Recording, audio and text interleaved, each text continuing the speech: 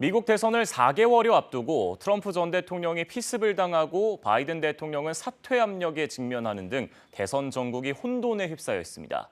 바이든 대통령은 완주하겠다고 밝혔지만 계속되는 사퇴 압박에 대체 후보들까지 거론되고 있는데요. 트럼프의 우위가 계속될지 아니면 민주당이 반전 카드를 내놓을지 국제부 금철영 기자와 함께 자세히 짚어보겠습니다. 자, 먼저 트럼프 전 대통령의 피습 사건부터 살펴보겠습니다. 이번 사건의 파장이 어디까지 이어질까요?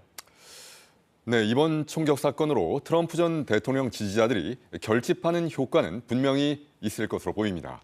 총격 사건 직후에 트럼프가 손을 치켜들고 의연한 모습을 보였다는 평가가 지배적인 만큼 유권자 표심을 모으는 데 긍정적인 효과를 가져올 것으로 분석됩니다. 다만 스윙 스테이트로 불리는 6개 경합주에서도 트럼프의 우위가 확고해지느냐가 중요한 관전 포인트가 될 것 같습니다. 지난 100년 동안 미국 50개 주에서 20개 주는 변함없이 대선에서 공화당 후보를, 그리고 15개 주는 민주당 후보를 찍었습니다. 그래서 나머지 15개 주 가운데 선거인단 수가 많은 6개 주가 결정적인 역할을 하는 이른바 스윙 스테이트가 됐는데요. 여기서 4개 주만 이기면 당선권인데 현재 트럼프가 5개 또는 6개 주 모두 이기는 것으로 여론조사 결과가 나오고 있습니다. 지금처럼 트럼프의 우위가 계속될수록 민주당에서는 바이든 후보 사퇴론이 거세지고 있습니다. 과연 대선 완주가 가능할지 회의적인 시각이 많은 상황인데 어느 정도입니까? 네, 현재 미국 성인 3명 가운데 2명이 바이든이 사퇴해야 한다, 이런 여론조사가 나온 상태입니다. 지난주에 미국 ABC 방송과 워싱턴 포스트의 공동 여론조사 결과 응답자의 67%가 사퇴해야 한다, 이렇게 답한 것으로 조사가 됐습니다. 심지어 바이든을 지지한다고 응답한 사람들 가운데서도 과반이 넘는 54%가 바이든은 사퇴해야 한다, 이렇게 답할 정도로 바이든 사퇴론이 확산되고 있습니다. 바이든 대통령은 올해 초만 해도 트럼프에 비해 3배 가까운 선거 자금을 모금을 했는데 지금은 트럼프에 밀리는 상황입니다. 트럼프 측은 피격 사건 이후에 지지층의 결집으로 선거 자금 확보가 더욱 용이해질 것으로 보고 있습니다. 상황이 바이든 후보에게 불리한 것이 더욱 명확해진다면 바이든 사퇴 압력이 더욱 거세질 수 있을 것 같습니다.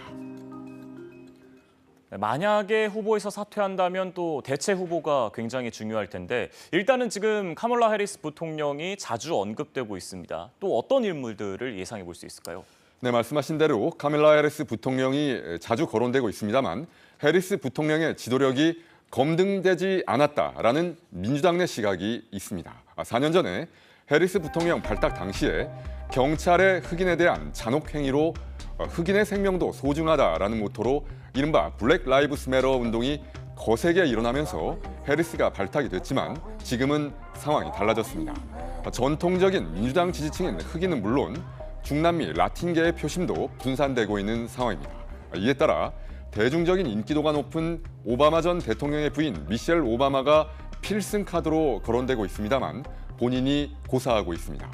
이래서 미시간 주지사인 그레첸 휘트머 주지사가 최근 대체 주자로도 부상한 상태입니다.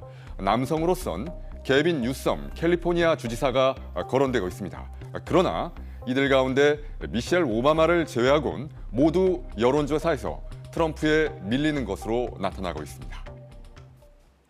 네, 한편 이미 트럼프의 승리를 예상하고 각국 정부에서 트럼프 측 인사들을 활발하게 만나고 있다, 이런 보도도 나오고 있거든요. 이 트럼프 입장에서는 승리하고 또 우위를 굳히기 위해서 어떤 입장을 갖고 있을까요?